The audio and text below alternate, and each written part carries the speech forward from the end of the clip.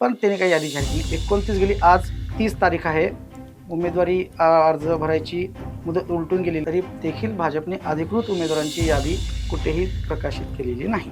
भाजपमध्ये आचारसंहिता झाली. त्या दिवशी मुख्यमंत्री देवेंद्र फडणवीस पुण्यात होते आणि त्यांनी आचारसंहिता लागायच्या आधी एक तासभर जो आपल्याला बाईट दिलता, गणेश कलाचा जो कार्यक्रम झाला उद्घाटन, तर त्यावेळेस त्यांनी सांगितलं होतं की भाजप शिवसेना एकत्र लढणार आणि राष्ट्रवादी वेगळी लढत. त्यांनी भाजप शिवसेनेचं चित्र क्लिअर केलं होतं की आमची युती होणार. आज अजूनही हे अस्पष्ट आहे की भाजपची शिवसेनेची युती झाली का नाही, हे सुद्धा चित्र स्पष्ट होऊ शकलेलं नाही. भाजपची ही जी पद्धत आहे तो गुजरात पॅटर्न आहे, दिल्ली पॅटर्न आहे. त्यांनी तिथल्याही निवडणुकांमध्ये कधीही त्यांनी अशी उमेदवारी यादी जाहीर केली नाही. गपचूप जे काय आहे ती उमेदवारी दिली. रविवारी बारामतीत सगळे पवार कुटुंबीय व्यासपीठावर होते आणि व्यासपीठावरचं दृश्य आपण बघितलं की अजितदादा अदानींच्या खुर्चीवर जाऊन बसले आणि साहेबांच्या कानात बोलले. त्याच्यानंतर ते चित्र म्हणजे दोन्ही राष्ट्रवादी एकत्र येणार हे स्पष्ट झालं. मग भाजपची ही जरी काँग्रेस निवडली, शिवसेना, दोन्ही शिवसेना निवडली, दोन्ही राष्ट्रवादी निवडली, कोणीही उमेदवारी यादी जाहीर केलेली नाही. मला वाटतं मी गेल्या 3 निवडणुका बघितल्यात, एवढा गोंधळ मी कधी बघितला नव्हता. म्हणजे भाजप शिवसेनेचं पहिल्या दिवशी ठरलं, त्यांची अवस्था तीच आहे आणि ज्यांचं आज एक उद्या एक आज एक उद्या एक जे होतं ते अजूनही कायम आहे. आता थोडंफार काँग्रेस आणि ठाकरेंचं कौतुक केलं पाहिजे की त्यांनी बसले, फार कमी वेळ मिळाले त्यांना, पण जे काही वेळ मिळाली त्यांच्यात त्यांनी चांगल्या पद्धतीने जागा वाटप केलं आणि ते पुढे गेले. नमस्कार, टॉप न्यूज मराठीमध्ये आपलं स्वागत. मी अरुण मेहत्रे आणि आपण पाहतात आमचा निवडणूक विषयक कार्यक्रम पंचनामा. मंडळी, महापालिका निवडणुकांची रणधुमाळी सुरू आहे आणि या रणधुमाळीमध्ये आजचा दिवस हा प्रचंड वेगवान असा राहिलाय, कारण उमेदवारी अर्ज दाखल करण्याचा आजचा शेवटचा दिवस होता आणि त्यामुळेच ठिकठिकाणी काय काय अनुभव आले आणि शेवटच्या क्षणापर्यंत काय काय घडत गेलं याबद्दल आपल्या मनामध्ये उत्सुकता आहे आणि त्याच अनुषंगाने आज आपण बोलणार आहोत. माझ्यासोबत 2 पाहुणे आहेत. डी.जे. मोहन पाटील. डी.जे. मोहन हे सकाळचे पुण्यातले वरिष्ठ पत्रकार आहेत आणि पांडुरंग सानवोर हे दैनिक पुढारीचे पुण्यातील वरिष्ठ पत्रकार आहेत. आपल्या दोघांचंही आमच्या स्टुडिओमध्ये स्वागत. साधारणपणे कुठली निवडणूक म्हटली की शेवटच्या क्षणी म्हणजे आपल्याला उत्सुकता असते ती उमेदवारी याद्या आल्या का, आणि हे वर्षानुवर्षे हे होत आलेलं आहे की 2 गोष्टी म्हणजे अमुक पक्षाची अमुक पक्षासोबत युती झाली किंवा अमुक पक्षाची अमुक पक्षासोबत आघाडी झाली, हे चित्र स्पष्ट होतं. आणि दुसरं म्हणजे उमेदवार यादी ही देखील प्रसिद्ध होत असते. यावेळी मात्र त्याच्यामध्ये कुठलीच स्पष्टता आपल्याला दिसून येत नाही. काय अंतिम क्षणात म्हणजे 3 वाजताचं चित्र काय होतं ते सुरुवातीला तुम्ही दोघंही सांगा जरा. खरं तर आपण पाहायला गेलं तर भाजपने एक तारीख जाहीर केली होती. तिकीट हे 26 तारखेला जाहीर होतील. पहिली आमची एक 70-80 जणांची यादी असं त्यांनी जाहीर केलं. पण ते म्हणले की नाही, आमचं एकमत नाही झालं, आम्ही काय करू, 28 तारखेला देऊ, त्यांनीच सांगितलं. 28 तारीख पण त्यांनीच दिली होती. त्याच्यानंतर 28 गेली. त्याच्यानंतर 29 तारखेला रात्री 10-11 नंतर यादी जाहीर होईल असं त्यांनीच सांगितलं. पण त्याने काही यादी जाहीर केली नाही. 29 गेली, आज 30 तारीख आहे. उमेदवारी अर्ज भरायची मुदत उलटून गेली तरी देखील भाजपने अधिकृत उमेदवारांची यादी कुठेही प्रकाशित केलेली नाही. त्यांनी जे काही त्यांचे उमेदवारी अर्ज द्यायचे आहेत किंवा AB फॉर्म जो द्यायचा आहे तो मध्यरात्री 1 वाजता, 2 वाजता, पहाटे 3 वाजता, 5 वाजता, 6 वाजता असे उमेदवारी अर्ज त्यांनी दिलेले आहेत. आणि जेव्हा सगळं शहर शांत झोपलेलं होतं तेव्हा भाजपच्या सगळ्या घडामोडी चालू होत्या. आणि हीच भाजपची ही जी पद्धत आहे तो गुजरात पॅटर्न आहे, दिल्ली पॅटर्न आहे. त्यांनी तिथल्याही निवडणुकांमध्ये कधीही त्यांनी अशी उमेदवारी यादी जाहीर केली नाही. गपचूप जे काय आहे उमेदवारी दिली असं झालेलं आहे. हे भाजपकडं इच्छुकांचं जे खूप मोठं मोहळ आलेलं होतं त्यातनं जी बंडखोरी होणार होती ती रोखण्यासाठी म्हणून भाजपने हा एक प्रयत्न केला. पण तरीही लक्षात आलं लोकांना की अरे आपल्याला उमेदवारी मिळत नाहीयेत, बंडखोरी झाल्या. मग भाजपची ही जरी काँग्रेस निवडली, दोन्ही शिवसेना निवडली, दोन्ही राष्ट्रवादी निवडली, कोणीही उमेदवारी यादी जाहीर केलेली नाही. नंतर सहसा आपल्याला माहीत असतं की खरंच यादी येते, लोक बघत असतात. पण ही काही रिस्क ह्यावेळेस घेतली नाही. कदाचित 8-9 वर्षांतर महापालिकेची निवडणूक होत आहे, कार्यकर्त्यांमध्ये प्रचंड इच्छुक आहे, कार्यकर्ते खूप 2-3 वर्षापासून तयारी करतात. अशा वेळेस त्यांच्या भावना तीव्र आहेत. अशा वेळेस भाजपने काय नाही इतर पक्षांनी उमेदवारी यादी जाहीर करण्याची हिंमत दाखवली नाही असं माझं स्पष्ट मत आहे. पुणे आणि पिंपरी चिंचवड महापालिका ही म्हणजे मुंबई नंतर त्याकडे सगळ्यांचं लक्ष लागून असतं आणि त्यामुळेच आपण त्याविषयी अधिक बोलतो आहोत. जसं याद्यांच्या बाबतीतला हा गोंधळ होता किंवा उमेदवार यादी शेवटपर्यंत आली नाही. कदाचित आता आपल्याला ते काम करावं लागेल. म्हणजे तुम्हाला तर प्रत्येक पक्षाला विचारावं लागेल. कालपासूनच चालू आहे आमचं उद्या सकाळपासून. वर्तमानपत्रामध्ये सकाळी सुरू आहे तो शोध सुरू आहे आमचा. संशोधन करावं कोण लागेल. अधिकृत? कोण अधिकृत. पण तसाच घोळ हा युती आणि आघाडी संदर्भातला देखील आतापर्यंत म्हणजे या क्षणापर्यंत सुरू आहे. ते चित्र स्पष्ट नाही असंच म्हणावं लागेल. कारण पुण्यामध्ये भारतीय जनता पक्ष आणि शिवसेना जी बरोबर आहे, धनुष्यबाणवाली शिवसेना बरोबर आहे. ती एकत्र लढणार असं त्यांनी आधी जाहीर केलं होतं. मात्र मध्येच कोणीतरी युती तुटल्यात जमा आहे तर ते अजून तो संभ्रम जो आहे ती संदिग्धता दूर झालेली नाही.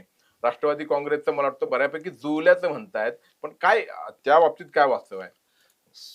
सर बघा, आता आज उमेदवारी अर्ज भरायचा अंतिम मुदत होतं आणि म्हणजे मुदत संपून सुद्धा 4 तास उलटून गेलेत. तरी पण नक्की पुण्यातलं चित्र अस्पष्ट आहे. भाजप म्हणजे आचारसंहिता झाली त्या दिवशी मुख्यमंत्री देवेंद्र फडणवीस पुण्यात होते आणि त्यांनी आचारसंहिता लागायच्या आधी 1 तासभर जो आपल्याला बाईट दिलता गणेश कलाचा जो कार्यक्रम झाला उद्घाटन, तर त्यावेळेस त्यांनी सांगितलं होतं की भाजप शिवसेना एकत्र लढणार आणि राष्ट्रवादी वेगळी लढत. त्यांनी भाजप शिवसेनेचं चित्र क्लिअर केलं होतं की आमची युती होणार. आज अजूनही हे अस्पष्ट आहे की भाजपची शिवसेनेची युती झाली का नाही हे सुद्धा चित्र स्पष्ट होऊ शकलेलं नाही. दोन्ही पक्षांनी त्यांच्या इच्छुक उमेदवारांना एबी फॉर्म दिलेले आहे आणि आता उद्या त्यांचे नेते मुख्यमंत्री आणि उपमुख्यमंत्री मुंबईत ठरवून कुणाचा फॉर्म मागे घ्यायचा कुणाचा ठेवायचा हे ठरवणार आहे. हे चित्र अस्पष्टच राहिलं. आता आपण बोलतोय काँग्रेस राष्ट्रवादीचं.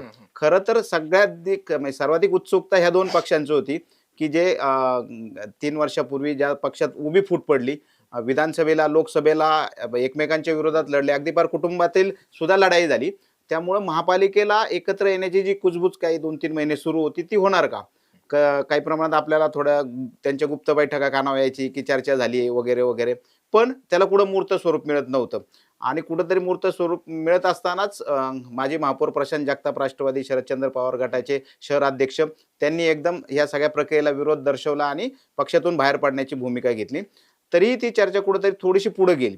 पुढे गेल्यानंतर अचानक एक दिवशी शरदचंद्र पवार गटाचे जे काही पदाधिकारी होते ते थेट काँग्रेस आणि ठाकरेंच्या महाविकास आघाडीत जाऊन जागेची चर्चा करत बसले आणि त्यांनी थेट जाहीर केलं की आमची महाविकास आघाडी ठरली आहे, आमचं प्रत्येकी 50-50 तिन्ही पक्षांना जागा मिळाल्यात.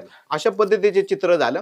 दुसऱ्या दिवशी परत वेगळं चित्र आपण पुणेकरांनी बघितलं की ठाकरेंच्या आणि काँग्रेसच्या बैठकीला या शरदचंद्र पवार पक्षाच्या पदाधिकाऱ्यांनी एकदम दांडी मारली आणि ते आजारी असल्याचं सांगितलं. राजकीय आजार त्यांना झाला आणि त्या रात्री दोन्ही पवार पक्षांच्या पदाधिकाऱ्यांची बैठक झाली. रविवारी बारामतीत सगळे पवार कुटुंबीय व्यासपीठावर होते आणि व्यासपीठावरचं दृश्य आपण बघितलं की अजितदादा अदानींच्या खुर्चीवर जाऊन बसले आणि साहेबांच्या कानात बोलले. त्याच्यानंतर ते चित्र म्हणजे दोन्ही राष्ट्रवादी एकत्र येणार हे स्पष्ट झालं. त्यानंतर मला वाटतं रोहित पवारांनी काल जाहीरपणे सांगितले की आम्ही एकत्र लढतोय.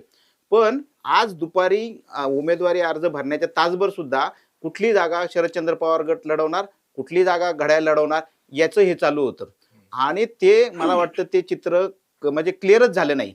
अनेक ठिकाणी दोन्ही पक्षांचे हे गेलेत आणि मुदत संपल्यानंतर आता राष्ट्रवादी काँग्रेस शरदचंद्र पवार पक्षाचे प्रवक्ते अंकुश काकडे सांगतात की आम्हाला काही समाधानकारक जागा नाही मिळालेल्या, त्यामुळे आम्ही 70-80 जागांवर एबी फॉर्म देऊन टाकलेत. म्हणजे मला वाटतं मी गेल्या 3 निवडणुका बघितल्यात, एवढा गोंधळ मी कधी बघितला नव्हता. म्हणजे भाजप शिवसेनेचं पहिल्या दिवशी ठरलं त्यांची अवस्था तीच आहे आणि ज्यांचं आज एक उद्या एक जे होतं ते अजूनही कायम आहे. आता थोडंफार काँग्रेस आणि ठाकरेंचं कौतुक केलं पाहिजे की त्यांनी बसले, फार कमी वेळ मिळाले त्यांना, पण जे काही वेळ मिळाली त्यांच्यात त्यांनी चांगल्या पद्धतीने जागा वाटप केलं आणि ते पुढे गेलेत.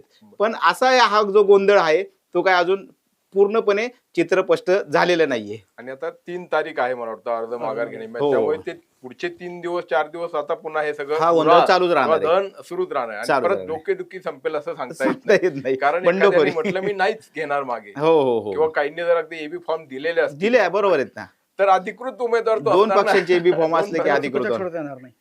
त्यामुळे मित्र म्हणताना मैत्रीपूर्ण लढत म्हणायची काय त्याचा सगळा गोंधळ आहे. एकूणच पुण्याचा जर विचार केला तर काही लक्षवेधी प्रभाग इथे आहेत किंवा लक्षवेधी उमेदवार त्यांचं काय झालं, कारण ज्याची चर्चा गेली काही दिवस सुरू होती. उदाहरणार्थ रवींद्र धंगेकरांचा प्रभाग जो आहे तिथे त्यांची काहीतरी कोंडी करण्याचा प्रयत्न, कारण ती जागा शिवसेनेला सोडायला तयार नव्हते भाजपचे लोक.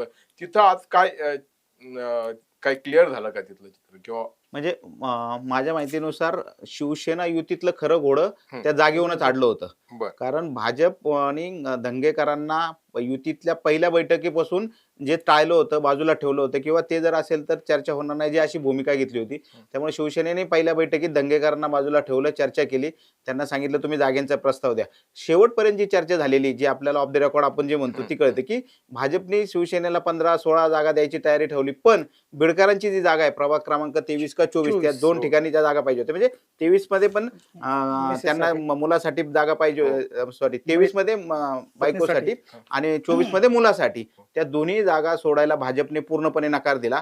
त्या जागेवरच त्यांचं घोडं आडलं.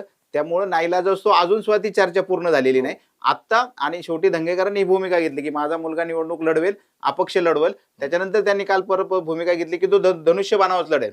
मला वाटतं त्या दोन्ही ठिकाणी आता त्यांनी अर्ज भरलेले आहेत आणि तेच घोडं आडलेले आहे. त्यामुळेच युतीचं घोडं काय पुढे गेलेलं नाही आणि तो तिढा मला वाटतं निवडणूक होईपर्यंतही सुटेल अशी काही शाश्वतीत दिसत नाहीये. आणि इकडे सहकार नगर मध्ये आबा बागुलां ते तसंच मला वाटतं ते हो. काँग्रेस आबा बागुलांनी- इकडे आले. आबा त्यांचं बागुल- काय आहे? म्हणजे तिथे भाजप तो प्रभाग नंबर 36 जो आहे सहकार नगर पद्मावती, तिथं आबा बागुलांनी भरलेला आहे. त्यांनी त्यांचं पॅनल पण म्हणजे तिथे त्यांनी शिवसेनेने 4ही उमेदवार उभे केलेले आहेत. बर तिथं भाजपने पण 4ही उमेदवार उभे केलेले आहेत. हा. आणि तिथे परत राष्ट्रवादी काँग्रेसचे शहराध्यक्ष आहेत सुभाष हो, जगताप, ते पण सुभाष तिथंच आहेत. म्हणजे तिथे तर खूप अशी सगळे मोठे नगरसेवक असलेली एक हो. तो वार्ड हा आहे. आणि तिथं तीच अवस्था आहे. परत दुसरे एक युती व्हावी अशी जे म्हणणारे होते ते नाना भानगिरे होते. हा कारण की भानगिरे. नाना शहर भान- हा, प्रमुख हा, ज्यांचे कारण की- त्यांचे शहर शिवसेनेचे- प्रमुख. शहर प्रमुख, हा, शिवसेने. शिंदेचे कारण की शिवसेनेचे. म्हणजे हा त्यांच्या मुळातच त्यांच्यामध्ये 2 गट पडलेले होते. शहर. धंगेकरांची वैयक्तिक भांडणं आणि हो. त्यामध्ये पक्ष आणि नाना भांगरांचा वैयक्तिक लाभ आणि हे पक्ष सोबत पक्ष. राहावा भाजप. कारण की नाना 2017च्या निवडणुकीत खूप कमी मतांनी निवडून आले, त्यांना भाजपची मदत लागणार होती असं वाटतं त्याच्यात दिसतंय. पण ह्या अशा वेळेस भाजपची जी एकंदरीत स्थिती झाली किंवा शिवसेनेची एकंदरीत स्थिती झाली, ह्याच्यामध्ये काल जी रात्रीपर्यंत उशिरापर्यंत शिवसेनेची बैठक सुरू होती, त्यांनी रात्री 12 वाजता प्रेस कॉन्फरन्स आयोजित केलेली होती आणि त्या प्रेस कॉन्फरन्समध्ये युती तुटणार अशी घोषणा जवळपास होणार होती. पण हे जेव्हा बाहेर कोण लागली मुंबई आणि ठाण्यातल्या नेत्यांमध्ये, तर ती प्रेस कॉन्फरन्स रात्री पावण्याच्या सुमारे रद्द केली आणि त्यांची परत बैठक झाली. त्यांना काहीतरी आश्वासन दिलं. त्यांना आश्वासन जे दिलं, आधी 15 जागा होत्या तर 1 जागा वाढली. 16 जागांचं आश्वासन दिलं आणि ती 16वी जागा म्हणजे एक स्वीकृत सदस्यपद तुम्हाला दिलं जाईल बर असं ते एक होतं. बागुलांच्या रूपाने. हा, तर ते म्हणजे मिळेल का नाही ते काय माहिती नव्हतं. त्याच्यावर ठोस कुठलंही पुढचं आश्वासन मिळालं नाही. बरं, आबा बागुलांनी पण अर्ज भरलेला होता. तिथं भाजपने 4 उमेदवार दिलेले आहेत. म्हणजे आबा बागुलांना तर अर्ज मागे घ्यावा लागला असता किंवा धंगेकरांना काहीतरी ऍडजस्टमेंट, आणखी कोणाला तरी एकाला ऍडजस्टमेंट करावी लागली असते की ते सगळे प्रभाग भाजपला सोडून त्यांना माघार घ्यावी लागली असते. ही काय शक्यता तिथं नव्हती. सकाळपर्यंत म्हणले की सकाळी 7:30ला उदय सामंत हे बैठक घेणारे शिवसेनेचे 10 पर्यंत सगळं क्लिअर होईल. उदय सामंत आलेच 10च्या नंतर. तोपर्यंत ह्या शिवसेनेची चलबिचल सुरू झाली. रवींद्र धंगेकर आणि नंतर नाना भानगिरे ह्या सगळ्यांनी सांगितले की युती काय होऊ शकत नाही आणि यांनी पटापट सगळे एबी फॉर्म दिले. त्यांच्या अनेक लोकांनी अर्ज भरले. माझ्या माहितीनुसार एक 85 लोकांना एबी फॉर्म दिले असं सांगितलं जातं. पण एक आकडा असाही ऐकलाय की त्यांनी 142 लोकांना एबी फॉर्म दिलेले आहेत. म्हणजे भाजपा स्वतः 140 लढवताना शिवसेनेकडून 142 लोक आले कुठून, मला हा प्रश्न खरं पडलेला आहे. आणि हे सगळे घोळ सुरू आहेत. अजून प्रत्येक जण उमेदवारी यादी कोणाचीच न आल्यामुळे खरं कोण बोलतंय हे पण कळलेलं नाहीये. आणि म्हणजे खरं तर लोकांना निवडणुकीत खूप छान आश्वासनं दिलेली असतात, ती खूप लांब आहेत. अजून त्याच्यात कडे कोणी बघितलेलं पण नाहीये. ह्यांचं जागा वाटपावरूनच अजून लोकांना फसवाफसवी चाललेली असं मला एकंदरीत दिसतं. म्हणजे आता त्या आबा बागुलांनी तर 6 वेळा ते नगरसेवक राहिले, नगरसेवक, उपमहापौर होते हो. काँग्रेसकडून आणि उपमहापौर होते, अखेर स्टँडिंग चेअरमन एवढं होते. सगळं आयुष्य घातल्यानंतर आता इकडे गेले आणि तिकडे त्यांच्या म्हणजे शेवटच्या काय घडतंय. पण तसंच आश्वासन तिकडे त्या अमोल बालवडकरांना भाजपने दिलं होतं म्हणे बाणेरवाडी बाणेरला. प्रभागामध्ये. हो. आणि मग शेवटी त्यांचाही तिकडे त्यांचा पत्ता कार्यक्रम कापला केला गेला आणि कार्यक्रम त्यांना शेवटी हातात घड्याळ बांधायला लागले. त्यांच्या बाबतीत काय घडलं जरा? त्यांचं विधानसभा निवडणुकीला इच्छुक म्हणून अमोल बालवडकरांनी खूप तयारी केलेली होती. तर चंद्रकांत पाटील तिथून आमदार आहेत, त्याच्यामुळे सिनियर मंत्री आहेत. त्याच्यामुळे त्यांच्या समोर आणि कोथरूडच्या सुरक्षित मतदारसंघात त्यांच्या समोर कशाला विनाकारण आव्हान करायचं म्हणून अनेकांनी त्यांची तलवार म्यान केलेली होती किंवा नाही लढायची, जाऊ दे आपण, असंच सगळं होतं. असं असताना बालवडकरांनी मात्र जो काय कार्यक्रमांचा सपाटा लावला, कार्यक्रम सुरू केले आणि आक्रमकपणे ते लोकशाही पद्धती मानून त्यांनी तयारी सुरू केलेली होती. त्याचे त्यांना तेव्हाही काही कार्यक्रमातनं ते बाजूला पडले, त्यांना बाकीचे कार्यकर्ते बोलत नव्हते वगैरे. पण हे त्या वैयक्तिक लेवलवर सगळं ते सुरू झालेलं होतं. पण शेवटी देवेंद्र फडणवीसांनीच त्यांना आश्वासन दिलं की तुम्हाला आम्ही व्यवस्थित करू, महापालिकेला तिकीट पण मिळेल, तर हे तुम्ही माघार घ्या असं त्यांनी सगळं सांगितलं. आणि मग ते झाले, त्यांनी निवडणुकीत काम पण केलं विधानसभेच्या. पण मजा काय, त्यांचं कन्फर्म तिकीट सर्वेमध्ये पुढे सगळं सगळं सगळं सांगितलं जात होतं आणि त्यांना तिकीट कन्फर्म मिळणार हे जाहीर केलेलं होतं. आणि फक्त त्यांना AB फॉर्म द्यायचा शिल्लक आहे. तो AB फॉर्म आज दुपारी 12 पर्यंत काही दिला नाही त्यांना. म्हणजे उमेदवारी अर्ज भरण्यासाठी 2 तास शिल्लक होते, तरी त्यांना सांगण्यात आलेलं नाही. शेवटी लहू बालवडकर जेव्हा त्यांना हे उमेदवारी अर्ज AB फॉर्म दिला, तेव्हा त्यांना कळालं की अरे आपला पत्ता कट झालाय. ते पळत पळत पळत घातलं, त्यांनी जिजाऊ बंगला घातला अजित पवारांचा. तिथं जाऊन त्यांनी घड्याळाचं उपकरण घातलं, हातात घड्याळ बांधलं आणि परत पळत पळत जाऊन 2 ला काहीतरी थोडी मिनिटं कमी असताना त्यांनी राष्ट्रवादीचा अर्ज तिथे दाखल केला. म्हणजे ही एक ठरवून कार्यक्रम केला ठरवून केलेला दिसतोय. असं कारण ज्या अर्थी एवढं वेटिंग वर शक्यता ठेवलंय, हे काय असं काय अचानक हे झालेलं दिसत नाहीये की ज्या अर्थी AB फॉर्म तुम्ही द्यायचा नाही हे ठरलेलं आहे तुमचं. मला वाटतं बालवडकरांनी जे काही शक्ती प्रदर्शन त्यावेळेस केलं होतं आणि ते काय थेट नेतृत्वालाच आव्हान दिलं होतं. मला वाटतं म्हणजे जी चर्चा कानावी की थोडंसं चंद्रकांत दादा पाटलांनी एक पाऊल मागे घेतलं होतं की ठीक आहे माझं काही हे नाही. घरी गेले होते, पण त्यावेळेस जे प्रदेशाध्यक्ष होते बावनकुळे, तर बावनकुळेंनी थोडंसं तो मला वाटतं डोक्यातच ठेवलेलं दिसते आणि त्याच्यामुळेच अमोल बालवडकरांना शेवटी पक्षाने कार्यक्रम केलेला आहे. मला वाटतं थोडंसं त्यांनी त्यांची प्रतिक्रिया व्यक्त केली. शेवटी लोकशाहीत तयारी करणं, इच्छा दाखवणं हे काही गैर नव्हतं ना. म्हणजे भाजप सारख्या पक्षात हे जे घडलं असते चुकीचंच म्हणावं लागेल. किंवा तुम्ही थेट तिकीट नाकारू शकले असतं. एखाद्याला थेट तिकिटाच्या अगदी पार 2 तास भरायचे बाकी राहिलेत, तुला तिकीट देणारे असं हे दाखवणं आणि आयत्यावेळी तिकीट ठीक आहे. राष्ट्रवादीने अजित पवारनी आयत्यावेळी त्यांना पक्षात घेतलं, तिकीट दिलं, त्यांचं पुनर्वसन झालं. आज ते निवडणूक लढतील. पण जर त्यांना तिथून AB फॉर्मच मिळाला नसतं तर अपक्ष लढण्याची वेळ आली असते. आणि जेव्हा तुम्ही लाखभर मतांच्या प्रभागात लढता त्यावेळेस अपक्ष लढणं फार अवघड असतं. तर बालवडकरांना मला वाटतं घरी बसवण्याचंच नियोजन केलेलं होतं की पुढच्या तू विधानसभेला नाही तू कॉर्पोरेशनलाच येऊ नको, अशा पद्धतीचा हा सगळा कार्यक्रम निश्चित झाला होता. थोडक्यात आज बालवडकर वाचले त्यात. आणि तो लाखभराचा नाही तो प्रभाग, पुण्यातला सगळ्यात मोठा 1,60,000 लोकसंख्या मतदारांचा तो प्रभाग आहे. आणि खरं तर विधानसभेला त्या प्रभागातनं जो पूर्वीचा म्हणजे आता 9च प्रभाग आहे तो कोथरूड मतदारसंघात, तिथून विधानसभेला जवळपास 25-26 हजाराचं लीड हे चंद्रकांत पाटील यांना मिळालेलं आहे. तर ह्या निवडणुकीत हे खरं कळणार आहे की तिथं बालवडकर हे प्रबळ दावेदार मानले जात होते. तर नेमकी शक्ती कोणाची आहे हे आता कळेल. खरंच भाजपची ताकद तिथं आहे का बालवडकरांची ताकद आहे हे आता कळणार. भाजपने दुसरा पर्याय बालवडकर तिथे दिलेला आहे, पण व्यक्ती म्हणून जेव्हा येतं, कारण की तिथं चंद्रकांत बाबुराव चांदरे आहेत, हे दिग्गज आहेत. म्हणजे मागच्या वेळेस पण ते एवढ्या ह्याच्यात निवडून आले, पण आता त्यांचं पॅनल झालेलं आहे. अशा पुढे भाजपचं आणि त्यांचं काय होणार ही म्हणजे लक्षवेधी निवडणूक म्हणजे त्या फक्त चांदेरे एकटेच निवडून आली, तर आता बरं त्या बालवडकरांमुळं रोहिणी चिमटेंनी भाजपमध्ये प्रवेश केलेला होता. हो ना, बालवडकर गेले. अशी सगळी समीकरण बदलली आहेत. आता उमेदवारांची पाप ही सगळ्याच पक्षात सुरू होते. म्हणजे कमल व्यवहार आहे काँग्रेसच्या, त्या काँग्रेस भवन मध्ये उमेदवारांच्या मुलाखती बसलेल्या होत्या. काँग्रेसच्या एवढ्या वरिष्ठ नेत्या राहिलेल्या आहेत, म्हणजे त्या महिला प्रदेशाध्यक्ष होत्या, पुण्याच्या पहिल्या माजी महापौर आहेत. पण त्यांनाही धावत जाऊन काहीतरी त्यांनी पण काहीतरी घड्या घातलं ना. त्या म्हणजे आजचं सीन असं झालं की आपण गेल्या आठवड्यात त्या मुलाखती घेत होत्या अगदी पहिल्या रांगेत. त्याच्यावर काही फार टीका पण झाली की ह्या विधानसभेला पक्षाच्या विरोधात गेल्या होत्या, पक्षाचा उमेदवार पराभूत केलं, नंतर काँग्रेसने सगळं विसरून त्यांना पक्षात पण घेतलं आणि ऐन निवडणुकीत परत आता त्यांचं तिकीट कापलं. म्हणजे काँग्रेसमधलेच ते काय काय राजकारण चालतं किंवा सगळ्याच पक्षात काय काय राजकारण चालतं याचं उत्तम उदाहरण आहे. थोडंसं काँग्रेसनी पण मला वाटतं ह्या निवडणुकीत अजूनही काही सुधारणा केलेली दिसत नाहीये. म्हणजे आबा बागुलांसारखा ज्येष्ठ नगरसेवकालाही त्यांनी पक्षात घ्यायला पाहिजे होतं.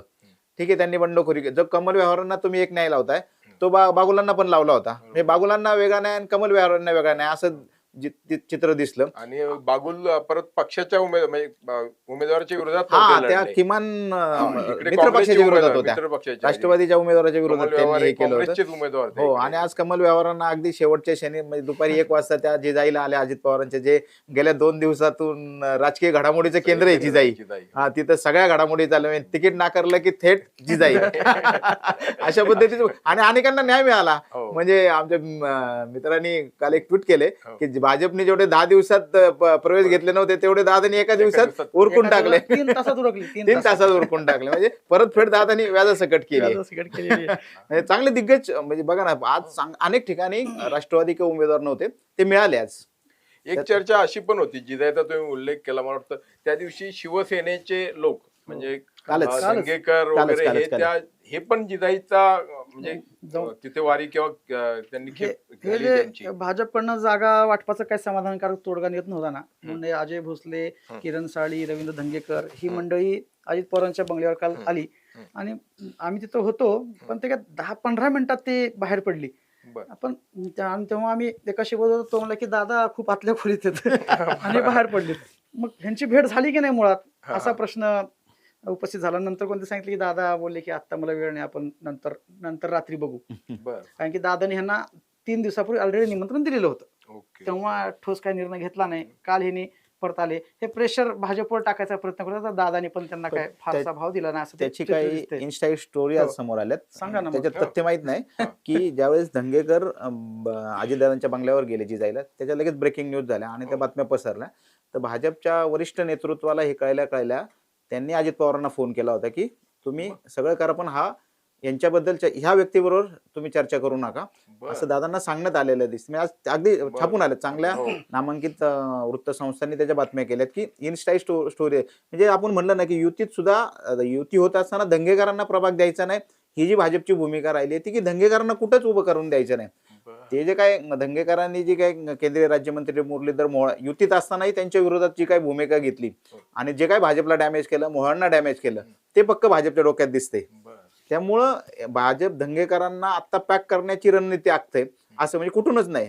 शेवटी दंगेकर मला वाटतं धनुष्यबाणावर निवडणूक लढावं लागणार आहे त्यांच्या पक्षात आणि युती तुटली तर तेच एक मेजर कारण ठरेल. मेजरने ते सगळ्यात खुश असतील आज. त्यांची म्हणजे असंही वाटतंय की त्यांची या शिवसेनेची किंवा म्हणजे शिंदेच्या शिवसेनेची भाजप सोबत फरफट सुरू आहे. तुम्ही म्हटलं की 15 अगदी की काय कारण आहे त्यांना त्यांचं एवढं मुळात म्हणजे ना किंवा खरं सांगायचं आहे तर त्यांची पुण्यामध्ये ताकद खूप कमी आहे. म्हणजे ताकद किती म्हणजे पण मला तर असं वाटतं ते 15 जागा द्या कधी वाटतंय त्या कुठल्या लढवणार आहेत आणि तेवढे सक्षम उमेदवार आहेत का असा खरंच कधी कधी प्रश्न पडतो. ते पद 25 जागांची मागणी करत होते कारण की मागच्या वेळेसच्या आपण जे काही आकडे पाहिले 17च्या तर जे काही शिवसेनेला निवडून आलेले आहेत आता शिंदेमध्ये आहेत नाव नाही घेणार कारण की ते फक्त 64 मतांनी निवडून आलेले होते. अशी लोक जर 15-20 जागा मागत असेल तुमचं निवडून यायचं अवघड आहे आणि तुम्ही शहराचं नेतृत्व करताय तर थोडी चिंताजनक स्थिती आहे. कदाचित भाजपने त्यांच्या उमेदवाराबद्दल दयामाया दाखवलेली नाही. आपण आता बघतोय चांगल्या तिकीट कापलेत त्यांनी. काय किती म्हणजे जुना कार्यकर्ता असला तर त्या मुरली मोहोळांचा मावस भाऊ निलेश कोंडाकरांना तिकीट कापून टाकलं. म्हणजे नाही विद्यमान म्हणजे मागच्या 2017 जवळपास 40हून अधिक नगरसेवक घरी बसलेत त्यांच्याबद्दल तिकीट कापलेत. म्हणजे जे 99 होते 40 मायनस झाले. त्यांच्याबद्दल जर ते दयामाया दाखवत नसतील ते एका जागेचा हिशोब बघतायत तर अशा वेळेस जागा सोडतील कशा. तर ह्याचं थोडंसं आत्मचिंतन शिवसेनेनं करायला पाहिजे. काही भाजपची त्यांची सांगण्याची जी पद्धत आहे भाजपची ती चुकलेली असणार आहे की त्यांना हेडसांग हाडतूड करून ते कदाचित केला असेल. प्रॅक्टिकली ते म्हणतात की आमच्या स्वाभिमानाला ठेच पोचली शिवसेनेक. तर त्यांची वागायची पद्धत चुकली. जर प्रेमाने कदाचित समजून सांगितलं असतं तर कदाचित ऐकले असते. पण शिवसेनेच्या लोकांनी भलतीकडे काहीतरी आश्वासनं देऊन ठेवली ती अनेकांना तुला तिकीट देतो तुला तिकीट देतो हे करतो ते करतो तेही प्रेशर त्यांच्यावर होतं. त्याच्यामुळंच स्वबळावर निवडण्याची जी भाषा आली किमान काय व्हायचं ते कसं काय होईल ते होईल पण आपण जी आश्वासनं लोकांना दिलेली आहेत इच्छुक म्हणून काही लोकांना त्याचं आपल्यावर काही येऊ नये म्हणून काही अनेकांचं म्हणणं की आपण ह्याच्यातनं सुटण्यासाठी पण स्वबळावर निवडणूक लढवणे हा एक पर्याय समोर आलेला आहे. पुण्यातले चर्चेतले काही चेहरे आहेत म्हणजे जे सोशल मीडिया स्टार आपण म्हणतो असे म्हणजे वसंत मोरे त्यानंतर रुपाली पाटील ठोंबरे. रुपाली पाटलांनी मला वाटतं 2 ठिकाणी अर्ज दाखल केलेला आहे. वसंत मोरे पण तसेच म्हणजे त्यांचे फॉलोअर्स म्हणजे त्याच्यावर सोशल मीडिया त्यांचं काय आजचं स्टेटस आहे म्हणजे त्या दोघांनी जरा. वसंत मोरेंनी मला वाटतं कालच त्यांच्या जागेचं काय त्यांना तिथं काँग्रेस आणि जे ठाकरे सेना आहे त्यांच्यात ती जागा त्यांना सुटली. त्यांनी त्यांच्या मुलाचाही तिथं अर्ज भरलाय आणि त्यांनी भरलाय. उलट त्यांची आता हे तिथं पराकाष्ठा आहे निवडून येण्याची कारण त्यांचा जो प्रवास बदलला आहे मनसेतून वंचित मध्ये गेले वंचितून ठाकरे सेनेत आले आणि त्यात तिथं मला वाटत नाही त्या भागात फार काँग्रेसचा जनाधार असलेला आहे. त्यामुळे आता वसंत मोरेंना परत त्यांचा वैयक्तिक करिश्मा दाखवावा लागेल. 2017ला ते कमी मतांनी निवडून आले होते पण तिथं राष्ट्रवादीच्या सगळ्या त्या टापूत ते एकमेव सीट त्यांनी काढलं होतं. बरं. मनसेच्या शहरात ज्या 2 सीट आल्या त्याच्यात त्यांची सीट होती. रुपाली पाटीलांनी सुद्धा आज फॉर्म भरले, 2 फॉर्म भरल्याचं आज त्यांनी जाहीर केलं. हो. पण मला वाटतं त्यांचा एक फॉर्म आज कमल व्यवहाऱ्यांना एक जागा दिली जाईल, कारण ते ज्या कमल व्यवहारी धावपळत करत आलेत त्या प्रभागात एक जागा होती ती रुपाली पाटलांकडून तो एबी फॉर्म बहुतेक त्यांना दिला जाईल. त्यामुळे आता खरं सोशल मीडियातले स्टार खरोखर निवडणुकीत किती स्टार दाखवतात हे या निवडणुकीने कळेल. बरं. एकूणच जर समजा आता भाजपच्या यादीची अधिक चर्चा आपण म्हणतोय, गेल्या वेळी पाहिलं आपण की यादी आल्यानंतर किंवा जी काही उमेदवारी मिळते त्याच्यावरती वरिष्ठ कुठल्या तरी एका नेत्याचा एक प्रभाव असतो. पुण्याच्या आजच्या म्हणजे जे काही आपल्यापर्यंत पोहोचलेली किंवा जी उघड झालेली नावं आहेत किंवा ज्याला आपण स्पष्टपणे म्हणतो की ही उमेदवार भाजपची असतात, पुण्याचं साधारणपणे त्याचे, कारण आपल्या पुण्यात पण चंद्रकांत पाटील आहेत, मुरली अण्णा मोहोळ आहेत, तुम्ही तर म्हणता त्यानुसार त्यांच्या मावस भावाचं तिकीट कापलं गेलं आहे किंवा आणखी ते काय कोर कमिटीतले लोक होते आणि हे दोघेही असले तरी शेवटी पुण्यावरती लक्ष ठेवून देवेंद्र फडणवीस स्वतः मुख्यमंत्री, म्हणजे त्यांचं तर काय साधारणपणे त्याच्यात मी असं म्हणेल की जे कोर कमिटीतले मेंबर आहेत त्यांचं प्रत्येकाचं ह्या यादीवर आहे, पण सगळंच त्यांचं आहे का, सगळं त्यांच्या मनासारखं झालंय का तर अजिबात नाही. म्हणजे त्यांचं कुठं कभी खुशी कभी गम असा थोडासा झालेला आहे. म्हणजे मुरलीधर मोहोळांचे बंधू कोंढाळकरांना तिकीट नाही मिळालं, तिकडं प्रभाग 10-11 मध्ये माझ्या मते श्रीधर मोहोळ इच्छुक होते, त्यांना तिकीट नाही मिळालं. पृथ्वीराज सुतारांचं शिवसेनेत भाजपमध्ये आगमन झालं, त्याच्यामध्ये त्यांचे पुतणे दुष्यंत मोहोळ त्यांचाही पत्ता कट झाला. असं त्यांना त्यांच्या हक्काच्या प्रभागात कोणीच त्यांचं बसू शकलं नाहीये. तिथं काही जुन्या लोकांना संधी मिळाली, ही त्यात निष्ठावंतांना संधी मिळाली, ही एक चांगली बाब आहे जगन्नाथ कुलकर्णींच्या मिसेसला. हे आपण पाहू शकतो की इथं अण्णा बॅकफुटर दिसत आहेत, पण मुरली मोहोळांनी दोडकेंना आणलं, त्यांना पहिल्या ह्याच्यात खटकन उमेदवारी मिळाली. सायली वांजळेंना आणलं, त्यांना उमेदवारी मिळाली. भारतभूषण बराटे, दिलीप बराटे उपमहापौर, त्यांचे पुतणे, त्यांना उमेदवारी मिळालेली आहे. परत तिने सुरेंद्र पठारेंना आणलं, त्यांना जर उमेदवारी मिळालीच, पण एकमेव अशी केस आहे, भाजपने निकष लावला आमदाराच्या घरात नातेवाईकांना, मुलाला, पत्नीला उमेदवारी मिळणार नाही. एकमेव पुण्यातली अशी केस आहे ज्याचा फटका मोहळा नाही बसला. त्यात सुरेंद्र पठारेंनी स्वतःला तिकीट घेतलं, स्वतःच्या मिसेसला तिकीट घेतलं आणि मेहनाच्या पत्नीला तिकीट बसवलेलं आहे. आणि त्यांचे वडील हे राष्ट्रवादीचे आमदार आहेत, शरद पवार पक्षाचे, आणि तो मतदारसंघ जवळपास आता तुतारी मुक्त झालेला आहे. म्हणजे तिथे आमदार तुतारी वाजवतात. इथं बघतो की आपण आता मोहळांचं वजन आहे का, तर आहे बाबा, पण स्वतःच्या ह्याच्यात मात्र ते लॉसमध्ये गेले. तेवढं माधुरी मिसाळांना हवे तसे काही उमेदवार पर्वतीमध्ये बसलेले आहेत, पण त्यांच्या मुलाला उमेदवारी त्यांना मिळवत आलेली निकषात, पण त्यांची पाहुणे आहेत मानसी देशपांडे, त्यांना मिळालेली आहे. तापकीरांना पण त्यांच्या पुतण्याला तिकीट देता आलं नाही, पण वर्षा तापकीरांचं तिकीट बसलं, त्या जुन्या नगरसेविका, त्याच्यामुळे ते झालेलं आहे. पण चंद्रकांत दादांचा पण ह्या मतदार उमेदवार यादीवर चांगला प्रभाव आहे. थोडंसं एक निरीक्षण आहे माझं की अख्ख्या ह्या प्रक्रियेमध्ये चंद्रकांत दादा पाटील हे थोडेसे बॅकफुटला होते, पण ते सगळे जे दिसत होते फ्रंट फुटवर मुरलीधर मोहोळ दिसत होते, पण चंद्रकांत दादा बॅकफुटला राहून पण खूप व्यवस्थित त्यांना हवं तसं अनेक ठिकाणी करून घेतलेलं आहे असं एकंदरीत दिसतंय. म्हणजे कार्यकर्त्यांचा रोष आता कदाचित तिकीट नाकारून मुरली मोहोळांवर असेल, दादा थोडेसे सेफ आहेत असं माझं निरीक्षण आहे. त्यात एक बरं आहे की म्हणजे मुरली मोहोळांना सांगण्यासाठी की बाबा बघा माझ्या घरच्यांना, माझ्या लोकांना स्ट्रॅटेजीचा भाग असू शकतो, असं तेवढी हुशारी. आज आणखी एक चर्चेत राहिलेली उमेदवारी म्हणजे ती त्या आंदेकरांची. हो, म्हणजे गुन्हेगारी पार्श्वभूमी असल्या आणि मुळात म्हणजे काही ठीक आहे, आधी राष्ट्रवादी काँग्रेस असेल किंवा इतर कुठल्या पक्षांनी गुन्हेगारांना किंवा गुन्हेगाराच्या घरात उमेदवारी दिली नाही असं कधी घडलं नाही.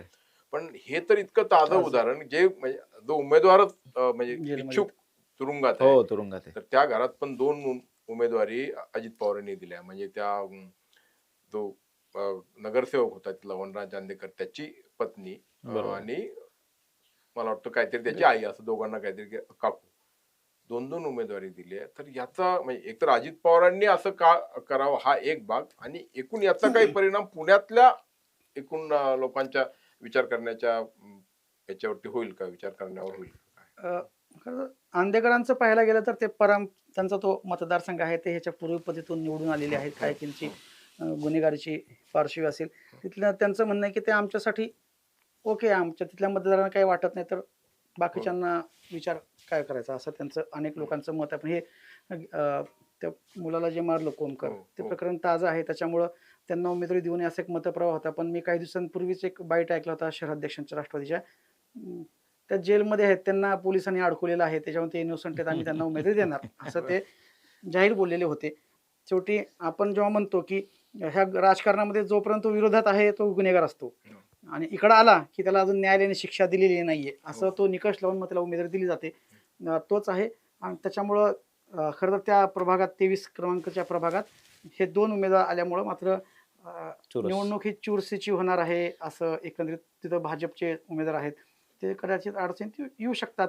पण आधीसारखी आता, कारण की पोलिसांनी आंदेकरांच्या बरेच प्रॉपर्टी सील केलेली आहेत, बँकांचे फ्रीज केलेत अकाउंट, कार्यकर्ते जेलमध्ये आहेत. एखाद्याने समजा डीपी ठेवला किंवा स्टेटस जरी ठेवला तरी पोलिसाला उचलून नेऊन ताब्यात घेतात. अशा गोष्टी होत असल्यामुळं आता पुरुष लोक त्यांच्या घरातली एक जे आहे ते जेलमध्ये आहेत. यंत्रणा नाहीये. यंत्रणा नाहीये. यंत्रणा तर ही यंत्रणा आता कशी राबते त्याच्यावर तिथला निकाल अवलंबून आहे असं मला वाटतं. हे आंदेकरांचे आपण दोन बाजू कायम बघतो की त्यांचे गुन्हेगारी प्रश्न आत्ता नाहीये की आत्ता त्यांनी काहीतरी केलं आणि जेलमध्ये गेले. अगदी फार मला वाटतं 90च्या दशकापासून त्यांच्या गुन्हेगारी सगळा इतिहास आहे.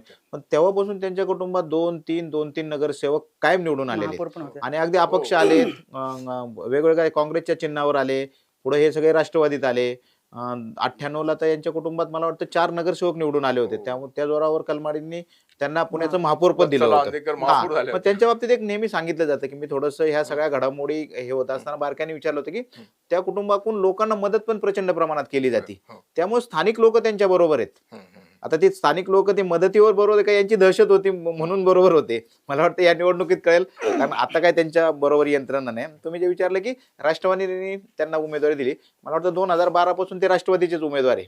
त्यावेळी त्यांच्यावर गुन्हेगारीचे आरोप होते, काय ते तुरुंगात होते.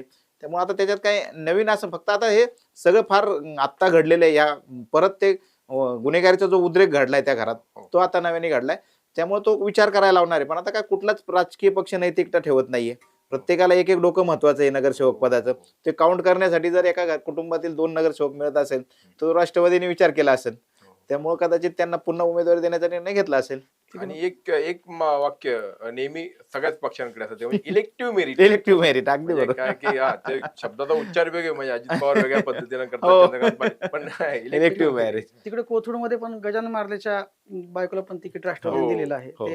ते पण तिथे ठीक आहे, ती तिथे पण- गुन्हेगार नाही म्हणजे त्यांच्यावर वैयक्तिक तिच्यावर काय गुन्हे नाही. त्यापूर्वी पण तरी- एकदा नगरसेविका मनसेकडून होत्या. राहिलेले आहेत. मनसेकडनं होत्या. असं झालं. म्हणजे भाजपचं पण पाहिलं तर कमी जास्त प्रमाणात कोण ना कोणी अनेक जण हो, गुन्हेगार भाजप आहेतच. आहेच ना. म्हणजे भाजप 2017ला भाजपकडनं सुद्धा काही ज्यांची थेट गुन्हेगारी पार्श्वभूमी होती ते निवडून आले, त्यांना तिकीट दिली गेली. आता सुद्धा एक उमेदवार कोथरूड मधून तयारीतच होते पण त्यांना तिकीट मिळालं नाही. असंही घडलं, म्हणजे ज्यांना मागच्या वेळी भाजपने घेतलं होतं ते परत आपापल्या हे गेले, म्हणजे घर वापसी त्यांची, म्हणजे ते परत गेले आणि मग हो. त्यांनी दुसरीकडनं कुठे, म्हणजे ते संजय काकडेंचा रोल त्यावेळी खूप खूप मोठा महत्वाचा होता. होता. खरंय, त्यावेळी खरंय. त्यांनी कुठनं इकडनं बरोबर, म्हणजे काय बरोबर. शंकर पवारांना आणलं, आणखी हो, कोणाला आणलं, ढोरेंना ते पण- आणलं. हा, तर मुकारी आलगुडेंना आणलं. म्हणजे असे आहेत ना, बरोबर. असे, म्हणजे की भाजपचे जे मूळ भाजपवाले तोही रोल हो. त्यावेळी होता. पण ते काही टिकले काही गेले. हा. काही म्हणजे उमेदवारी मिळाल्यामुळे गेले आता. म्हणजे अगदी बंडू ढोरे शेवटपर्यंत कालपर्यंत त्यांचं हो. तिकीट कन्फर्म होतं. हो. पण तिकीट कापल्यामुळे शेवटी त्यांनी नाईलाजास्तव हातात गाड्या बांधलं. मुकारी आलगुडेंनी 2019च्या विधानसभेत काँग्रेसच्या प्रचारातून अगदी जाऊन भाजपमध्ये प्रवेश केला होता आणि त्यामुळं अगदी थोडक्या मतात ते शिरोळे आमदार झाले होते. त्यांना सुद्धा उमेदवारी मिळाली नाही. त्यांनाही शेवटी परत घड्याळात यावं लागलं. इकडं पवार, तुकाराम पवार आणि शंकर पवार आहे. त्यांनाही तेच झालं. म्हणजे बऱ्याच जणांचं काय आलं की 2019च्या विधानसभेत जे 17ला निवडून आले होते किंवा पडले होते ते बरेच जण इकडे गेले.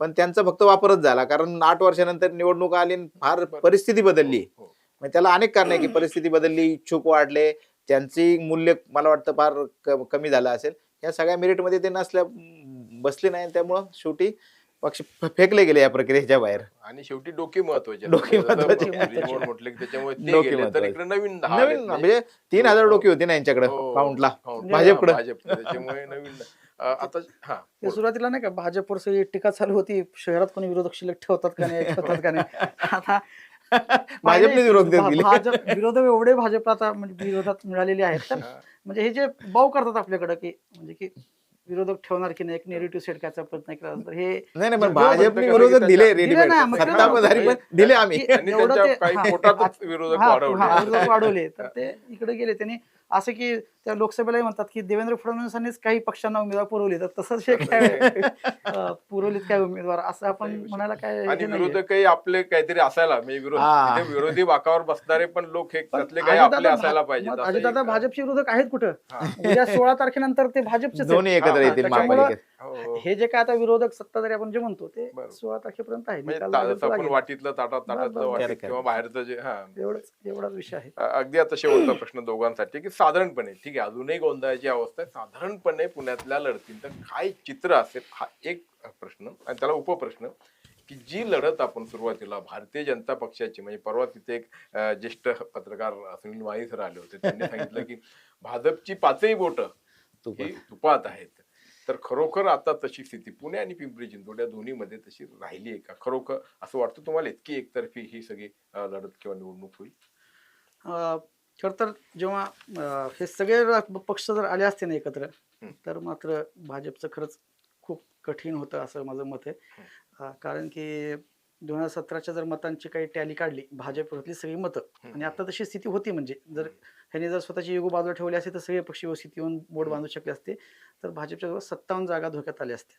पण हे भाजपचं कौशल्य आहे म्हणा काय म्हणा किंवा विरोधकांची चूक म्हणा की कोणीच एकत्र आलेलं नाही. त्याचा स्वाभाविकपणे तिरंगी चौरंगी निवडणूक होणार आहे. भाजपचा वोटर हलत नाही विरोधकांचा वोटर विभागला जाणार आहे. स्वाभाविकपणे माळी सर म्हणले तसं तर काही चुकीचं नाही. 5ही बोटं त्यांचे सत्तेत आहेत सगळ्यात त्यांच्याकडे ताब्यात राहील. आता फक्त राहायला आकडा 125 येणार आहेत की आणखी किती येतात 83 जागांचं बहुमत आहे. 84 जागा आलं तरी भाजपला काय वाईट नाही. Okay. आणि चित्र स्पष्ट साधारणपणे झालंय असं म्हणजे ठीक आहे मी जसं म्हटलं की अजूनपर्यंत सगळ्या गोंधळात गोंधळ सुरू आहे पण लढतींचं चित्र काय साधारणपणे असेल मुख्य लढत जी आहे म्हणजे पुण्यामध्ये भाजप विरुद्ध राष्ट्रवादी. अजित पवारांची राष्ट्रवादी असेच, असं- असेच. असं- भाजप राष्ट्रवादी हेच म्हणजे main. निवडणुकीचे मला वाटतं आपण फक्त मतदान एवढंच एक प्रक्रिया बघतो निवडणूक म्हणून पण निवडणुकीचे बरेच टप्पे आहेत हो, टप्पे. की प्रभाग रचना पहिल्या प्रक्रियेत किंवा पहिल्या टप्प्यातच भाजपने ती प्रक्रियेत हस्तक्षेप म्हणा किंवा स्वतःच्या कशी प्रशासनाला हाताशी धरून तिथं बाजी मारली. कारण आपण बघितलं कोथरूड शिवाजीनगर कसबा या मतदारसंघात कमी लोकसंख्येचे जास्त प्रभाग बनले गेले. कारण काय ते इथं भाजपला थेट मानणारा वर्ग आहे आणि इथं भाजपचे नगरसेवक जास्त निवडून येतात. म्हणजे किती परिस्थिती पुढं आपल्याला प्रतिकूल गेली तरी ह्या भागात कुठे धोका नाही झाला पाहिजे ही काळजी भाजपने घेतली. पहिला टप्पा तिनं जिंकला. मतदार प्रभाग एकदा झाले की मतदार याद्या फोडल्या जातात. त्याच्यानंतर आपण बघितले की कसे व्हिडिओ व्हायरल झाले की हा मतदार मला नको हा मतदार मला पाहिजे. त्याच्यातही भाजपचा बऱ्यापैकी हस्तक्षेप वर राहिला आणि त्यातही त्यांनी बाजी मारली. आता तिसरा टप्पा होता. मग तिसऱ्या टप्प्यात मग पहिला 10 दिवस सगळे भाजपचे राष्ट्रवादी काँग्रेसचे सगळे दिग्गज भाजपमध्ये जात होतं. वातावरण सगळं भाजप झालं होतं. पण शेवटच्या टप्प्यात मला वाटतं थोडीशी परत गडबड झालेली. ज्या प्रभाग राष्ट्रवादी काँग्रेस निवडणूक लढण्यासाठी उमेदवारही नव्हते आज ते चांगले पद्धतीचे उमेदवार त्यांना मिळालेत. म्हणजे शिवाजीनगरमध्ये 2017ला एकही राष्ट्रवादी काँग्रेस पक्षाचा नगरसेवक निवडून आलेला नाही. सर्व नगरसेवक भाजपचे निवडून आले होते. आज त्या मतदारसंघातले 3 ते 4 प्रभाग एकदम फाईटमध्ये आलेत. म्हणजे प्रभाग क्रमांक 8 असेल प्रभाग क्रमांक 7 असेल हा मॉडेल कॉलनी शिवाजीनगर हे 12 हे सगळे प्रभाग एकदम फाईटमध्ये आलेले की तिथं काही होऊ शकतं. बरं 17ला एक मोदी लाट होती एक वेव होती. आज त्याच्यानंतर बऱ्याच निवडणुका झाल्यात आणि मला वाटतं प्रत्येक निवडणुकीत काय एक लाट राहत नाही वेगवेगळ्या वेव्स येतात. आपण 2019ची परिस्थिती बघितली होती की शरद पवारांच्या एका सभेने महाराष्ट्रातलं वातावरण बदललं होतं. आज लोक भाजपला शिवा घालायला लागल्यात का हे जे सगळे पक्ष प्रवेश घेतले हे काय म्हणजे जे भाजपला जो खरा मतदार आहे त्याला हे कुठे पटलेलं नाहीये. त्यांना ऑप्शनच राहिलं नाही. खरं तर आता भाजपला मतदान द्यायचं नाही तर मग नोटा हाच ऑप्शन आहे. पण एक आहे की कुठेतरी आता चुरस निर्माण झालेली आहे. म्हणजे भाजपने 2 टप्पे अगदी चांगल्या पद्धतीने हँडल केले होते पण आणि ते होणारच होते. ज्यावेळेस तुमच्याकडे इच्छुकांची संख्या एवढ्या प्रचंड प्रमाणात होती 2-2.5 हजार इच्छुक जर तुमच्याकडे मुलाखती देतात तर साहजिकपणे ते राष्ट्रवादी असतं किंवा काँग्रेस असतं हे झालंच असतं. काँग्रेसची ज्यावेळेस सत्ता होती त्यावेळेस त्यांच्याकडे येत असायची एवढे प्रचंड प्रमाणात गर्दी इच्छुक मग बंडखोरी. आता ते भाजपला सामोरं झालं. आता इथून पुढचे 10 दिवस फार महत्वाचे. कोण कसा तो टेम्पो वळवतोय स्वतःकडं कसं हँडल करते त्याच्यावर ही निवडणूक मला वाटतं मग कोण 100 पार जाणार आणि कोण 50 पार झालं हे ठरवेल. ठीक आहे नाही, बोल, बोल. म्हणजे तेच की आज जे प्रवेश झाले अजित पवारांकडे त्याच्यामुळे किमान 4-5 प्रभागातलं तर गणित नक्की बदलणार आहे. जिथं भाजपला काही ठिकाणी 50% डॅमेज असू शकेल, काही ठिकाणी पूर्ण कदाचित डॅमेज होऊ शकते, एखाद दुसरी जागा राष्ट्रवादीला जाऊ शकते, हे गणित होणार आहेत. आणि खरं तर ती काही त्याने भाजपला माहिती होतं की असं होऊ शकतं, म्हणून ते काही मातबर तिकडच्या इकडे घ्यायचा प्रयत्न झाला होता, पण त्या भाजपच्या ह्या डील फिसकटल्या आणि ते त्यांना किंमत मोजावी लागणार आहे असं मात्र नक्की आहे. त्याच्यामुळे म्हणलं की हे भाजप 125 वगैरे जे म्हणतंय त्यांना तो कॉन्फिडन्स आला की आम्ही मागच्या वेळेस 100 म्हणलं तर 100 आले, पण आता मला असं वाटतं की हे असं इतकं सहजासहजी होतं हा नाही. रस्ता अजित एकदम पवारांनी इलेक्शन बऱ्यापैकी फिरवलेली आहे असं माझं मत आहे. त्यांनी ठाण मांडले अजित ठाण, पवारांनी. आणि अजित पवारांना मला वाटतं त्यांचा इगो हाड झालेला दिसतो. यांनी मैत्रीपूर्ण लढत म्हणून त्यांचे जे उमेदवार, त्यांचे जे स्ट्रॉंग प्रवक्ता होते ते फोडले.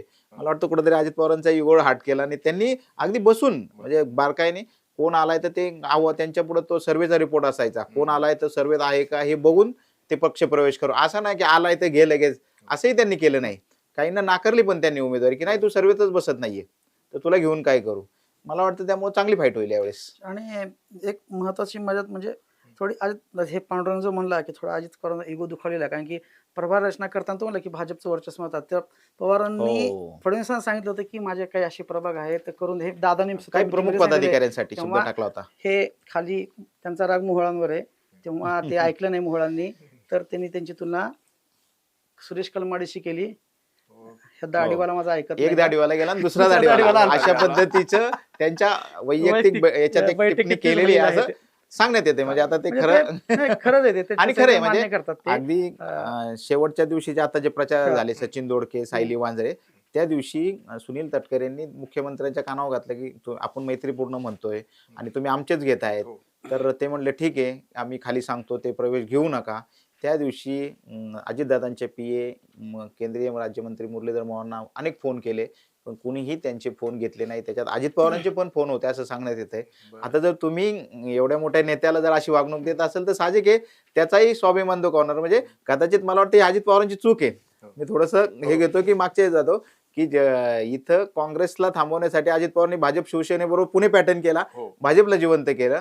2012ची निवडणुकीपूर्वीची स्थायी समितीचा अध्यक्ष गणेश बिडकरांना केलं. स्वतःच्या पक्षाचा उमेदवार असताना त्याला खाली बसून हे केलं आणि त्याच गणेश बिडकरांनी त्यांचा महापौर पाडला होता. तुम्ही पेरलेलं उगवलं आणि ते तुमच्या अंगलट आलंय. म्हणजे एक अजित पवार जरी सत्तेत असताना विरोधक असताना त्यांना मदतीची भूमिका ठेवली होती अजित पवारांनी. म्हणजे त्यांच्या काळात प्रभाकरांचा हस्तक्षेप व्हायचा का तर 100% व्हायचा, पण काही सांभाळून घ्यायचे, हा तुझा माझा तुझा करून. आता मात्र ते चित्र बघायला नाही मिळालं. नाहीच, विरोधकांना तर ते मित्र सत्तेत असूनही त्यांना कुठं स्थान मिळालं नाही. हे फार डेंजर होतं. त्याच्यामुळे ते युगो हार्ट 100% त्यांचाही झाला असेल. त्यामुळे तेही ताकद शेवटच्या क्षणापर्यंत लावतील. म्हणजे म्हणायला केवळ मैत्रीपूर्ण लढती वगैरे तर असं काही नाही. आणि शेवटी आणि जसं म्हटलं केवळ अजित पवारच नाही, शेवटी वेळ आली तर शरद पवार पुन्हा एक ते मोठं अस्त्र की 100% तुम्हाला की फडक्यावर कारभारी बदला त्यामुळे ते एकतर्फी निश्चितपणे राहिलेले नाही. आता पाहूयात म्हणजे पण आतापर्यंत जे घडतंय घडत आलंय ते इंटरेस्टिंग आहे, रंजक आहे. आणि जेवढी कसोटी या राजकीय पक्षांची लागणार आहे तेवढीच कसोटी मतदारांची देखील लागणार आहे. मतदारांची जास्त लागणार आहे. सगळ्यांना ऑप्शन देऊन झालाय, आता कुणाला मतदान करू. त्यांच्या पुढे इतके चिन्ह आहेत, कुठलं चिन्ह दाबू असं ते चिन्हभिन्न होणार आहे. पण पुणेकर मतदार हे हुशार आहे समजलं जातं. बघूयात आता. आपण आमच्या स्टुडिओमध्ये आलात आणि सगळी माहिती अगदी छान छोट्या छोट्या गोष्टी तुम्ही आम्हाला व्यवस्थित समजावून सांगितल्या, त्याबद्दल आपले मनपूर्वक आभार. थँक्यू. असंच भेटत राहू. धन्यवाद.